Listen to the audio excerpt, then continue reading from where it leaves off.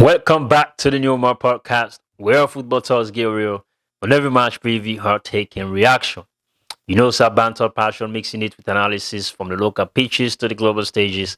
And if you also crave controversy, well, this is the kitchen where we cook and serve it best. So make it your home for football talk that never pulls its punches. Talking about the global stages, talking about match reaction. Well, the Champions League is back. I mean, this is the biggest stage of club football. It does not get better than this. When it returns, it comes with a lot of entertainment, excitement, adrenaline, passion, goals, and everything. Full package. All right. Let's unpack. There are so many places I could start. A lot of places are running up my head. But let me go over to the Emirates. Let me go to England. I'm going to start there. All right. Arsenal had a 4-0 win against Atletico Madrid. Man, Arsenal looks scary. They really look scary. The first half was competitive. All right. It was tight. Both teams, try to control the game, create chances, but they could not take advantage at all. In the second half, Arsenal just proved to be way too dominant for Atletico Madrid. Clearly. And Arsenal's Arsenal is really deep. They have a lot of weapons. All right. Talking about squad depth right now, they can rotate big time. Talking about their work rate, it has always been high. Now they have a piece, which is the center forward piece in Victor Gyökeres. He got a brace. It's not the best goals you will see, but I mean, if you're a striker, you just want to see the ball go into the back of the net. All right. Talking about even mentality, because they have finished second, and they have finished as a semi-finalist in last season Champions League. So that is a team that have experienced the disappointment of not winning. And sometimes is what you need to kind of toughen you up, right? Like gives you that mentality, kind of motivates you. And I feel like now we can say that is a team that is having a strong mentality. So, having said all that, one of the weapons that they have in that arsenal is the set piece. I mean, they can play the ball on the ground for sure, but now they have that area dominance, and there's a structure to it. Right now, they are a legitimate threat when it comes to area ball. Okay, area balls, and Atletico Madrid, of course, this is a team. They are very good in the air, but Arsenal, man, Arsenal. It seems like they have mastered the art of set pieces, to be very sincere. And that is how they took the lead, thanks to Gabriel. He headed Arsenal into the lead. And after that, it was all Arsenal. It was all Arsenal. And it finished 4-0. That was a convincing win. We are going to stay in England. We're going over to St. James's Park, where Newcastle won by 3-0 against Benfica. Benfica looked like they were hanging around, for the most part of the game. But then, if you're Newcastle, you can call on a player from the bench in Harvey Barnes, right? And he can come on and give you a brace. That is massive. So Harvey Barnes came on and then got a brace and settled the win for Newcastle. Let us go over to Spain. Barcelona, they were very comfortable. After Olympiacos went a man down, they went on and finished the game by 6-1. I mean, prior to that, they were leading by 2 goals. Olympiacos pulled one back. It was 2-1, and then we saw the red card, and it was controversial. Okay, I'm not saying Barcelona, would not have won the game had it not been for Olympiacos going down a man.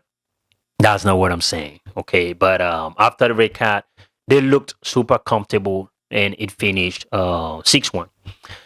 Let's go over to Germany. Bayer Leverkusen. I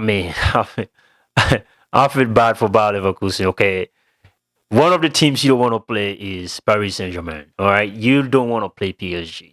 They are just too strong. They are. When you talk about contenders, I feel like they are number one, and Arsenal is close number 2. Okay, PSG was very, very dominant. Okay, this game finished 7-2 in favor of PSG. Kvaratskhelia, Dembele, Nuno Mendes, Desire Doué all got on the score sheet. They're scary. Talking about teams that are scary, PSG, they're scary, and they are the defending champions. And I don't want to say it's too early. This is the Champions League. Maybe from the knockout stages, we will tend to kind of judge teams as they progresses. But PSG looked really nice. They look like a team that want to repeat this one back to back. Um, excuse me. Let us go to the Netherlands, where this was the biggest surprise, right? The shocker of the day. PSV Eindhoven. They won by 6 goals to 0 against Napoli. If you're Napoli, you're an ambassador for Italy. You are the Serie A defending champions. You cannot show up in the Champions League like this. I mean, don't give me the red card situation, because PSV Eindhoven was already winning convincingly. Okay. Well, Napoli took the lead, but I think they were too kind and too nice enough. They rewarded PSV with an own goal, and PSV gladly took it. They said thank you. Well, we get it from here. From here on, we are okay. And they went on to score 5 more goals against Napoli. Napoli got to put things together. This is my Serie A pick to repeat, the championship. But this is the second consecutive loss, and they have Inter Milan in Serie A. I will have my eye on that one. Let's continue. Let's go over to Denmark. Copenhagen, they were home to Borussia Dortmund. Dortmund won by 4 goals to 2. The thing I like about the Dortmund team is they always bring it when it comes to the Champions League. All right, they will show up and they will show out. I mean, they're not the best teams, right? But you want teams, that will show up and really just entertain you, right? And Dortmund is one of those teams. It does not matter how they look, their form, or whatever the case might be, but they're always looking good in the Champions League, 8 out of 10. So they had a good win against Copenhagen, 4 goals to 2. Let us move over where we go next. Let's go to no. We're gonna finish in Kazakhstan, because I'm gonna enjoy that one. Let's go to Belgium. Union Saint Gilloise. They were home to Inter Milan. Inter Milan, last season's finalist. They are really good. They are really good. Can we say they were unlucky last season? Maybe or maybe not. But they were in the race for a treble, right? Until late in the season, where they ended up not winning anything, right? And I always say it is about fatigue, right? About their age. But we will see how they finish this season. But you might want to say this is Union Saint Gilloise. I mean, they're not the type of team. Well, when you are playing against teams like that, and you are in Milan, you're the Real Madrid, the Arsenals, the PSGs, and teams like that, then you have to win and win bigly. So that is what it did. It was strong and convincing. Let me finish in Kazakhstan.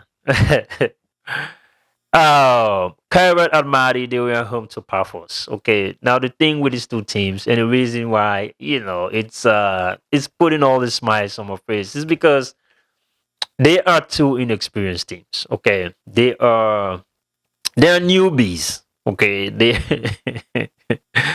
they are here to hang around with the big boys and nothing more. Okay, and I guess they were happy to play against Real Madrid as well. But on a more serious note, I do believe Kairat Almaty will feel a little bit more disappointed, because they had a man advantage today and they created a lot of chances. This should have been a game where they will get that 3 points, because they are still looking for the first win in the Champions League. All right, they are a debutant. But when you have a man advantage and you create a lot of chances like they did, you have to take advantage, right? So take advantage of your advantage. But they failed to do that, and it finished goalless. And Paphos, obviously, they'll be happy to walk away with a point. Having said that, I think I've touched on every single game that played today. Until then, stay blessed and peace out.